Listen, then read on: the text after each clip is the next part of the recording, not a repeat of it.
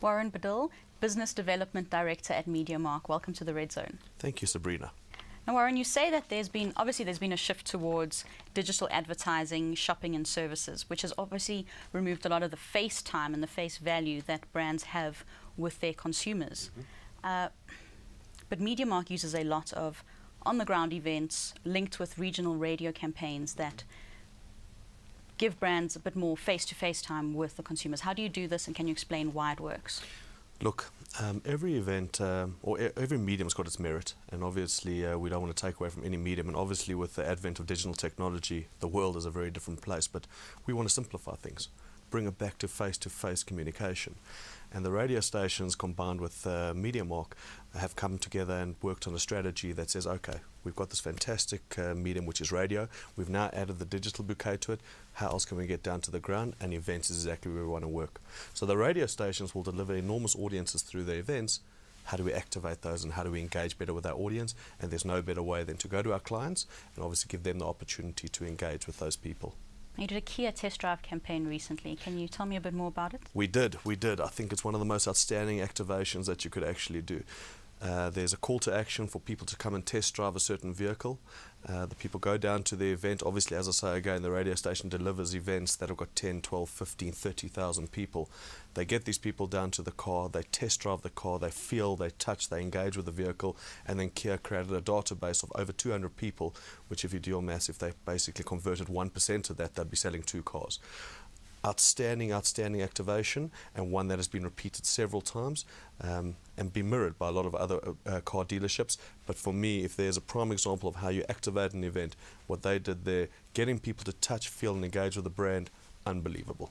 Touch, feel, engage. There's a voluntary sort of interaction with the brand that events can bring along with it. But how do you ensure that the connection and the interaction with the brand carries on after this specific event?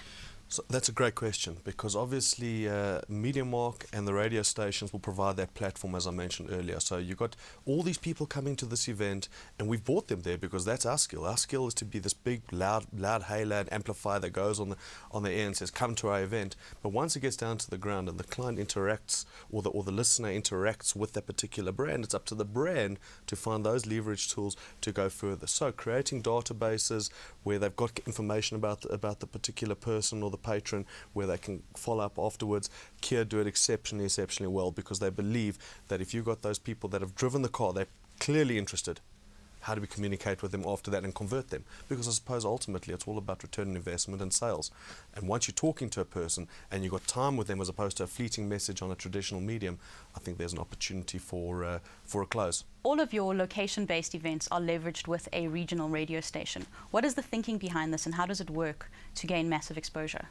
Well, I'm glad I'm sitting in this chair now and talking to so many people. And it is clear that every single event that has a media partner has got a much better chance of success than one that does not.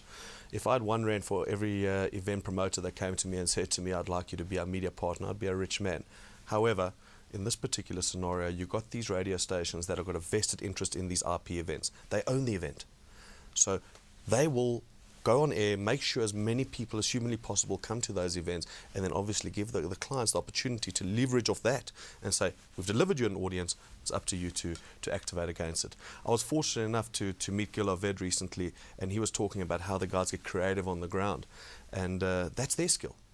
Our skill is to deliver audiences, deliver a platform. Their skill is to be creative, and there's a lot of companies out there that deliver those type of creative ideas, and we're going to work down that road as our division and as events in Kagiso Media works towards a future. Ultimately, we'll have those creative angles, but at this particular stage, we're relying heavily on our clients to come to us and say, guys, we'd like to do this at your particular event. You've got X amount of people at the event. How do we do it? We say, there's your platform. Go ahead and obviously engage with our audience. Now, creativity is really only going to get you so far. Surely the platform that you use has to align with the brand and the radio station as well. You know, I'm going to employ you, because every question is exactly what I wanted to say, 100%.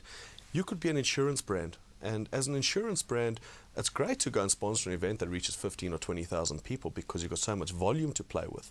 But in this scenario, an insurance company should probably look at something much simpler, like a Gibbs breakfast, where maybe there's 500 people that are at the event and there's limited wastage. So going out and just sponsoring an event for the sake of sponsoring is a pointless exercise.